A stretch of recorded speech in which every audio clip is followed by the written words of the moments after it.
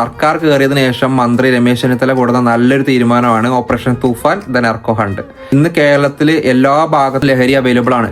സ്കൂളിലാണെങ്കിലും പുറത്താണെങ്കിലും കോളേജിലാണെങ്കിലും യൂത്തിന്റെ ഇടയിൽ മൊത്തം ഇപ്പോൾ ഡ്രഗാണ്, അതും സിന്തറ്റിക് ഡ്രഗ്സ്. ബാംഗ്ലൂർ, മംഗലാപുരം, മുംബൈ ഭാഗത്തു നിന്നാണ് ഡ്രഗ്സ് കേരളത്തിലേക്ക് ഒഴുകുന്നതെന്നാണ് പറയുന്നത്.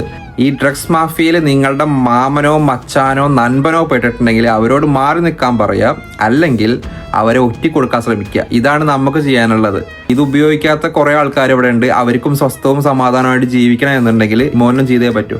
പിന്നെ സർക്കാരിനോട് പറയാനുള്ളത്, ഡ്രഗ്സ് നിരോധിക്കുന്ന പോലെ തന്നെ മദ്യവും നിരോധിക്കണം, സിഗരറ്റ്സും നിരോധിക്കണം. അതിന് ടാക്സ് കിട്ടുന്നുണ്ട്. കേരള ഗവൺമെന്റ് ആണ് ലിക്കർ പ്രൊഡ്യൂസ് ചെയ്യുന്നത്, അതുകൊണ്ട് അത് നിയമവിരുദ്ധമല്ല എന്നൊന്നും പറഞ്ഞിട്ട് കാര്യമില്ല. മദ്യവും നിരോധിക്കണം.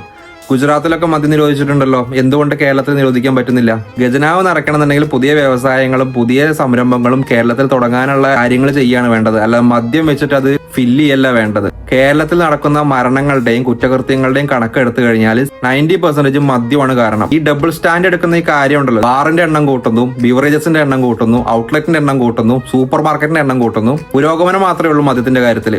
ഈ ഡ്രഗ്സിനോട് കാണിക്കുന്ന ഇതേ രീതി തന്നെയാണ് മദ്യത്തിനോടും കാണിക്കേണ്ടത്. ഡ്രഗ്സിനേക്കാളും കേരളത്തിൽ ഏറ്റവും കൂടുതൽ ആൾക്കാർ ഉപയോഗിക്കുന്നത് മദ്യമാണ്. മദ്യം കാരണമാണ് ഒരുപാട് കുടുംബങ്ങൾ വഴിയാധാരമായത്. ഇതേപോലെ തന്നെയാണ് രമേശ് ചെന്നിത്തല 2014 ആഭ്യന്തരമന്ത്രി ആയിരിക്കുമ്പോൾ ഓപ്പറേഷൻ കുബേര കൊടുക്കുന്നത്.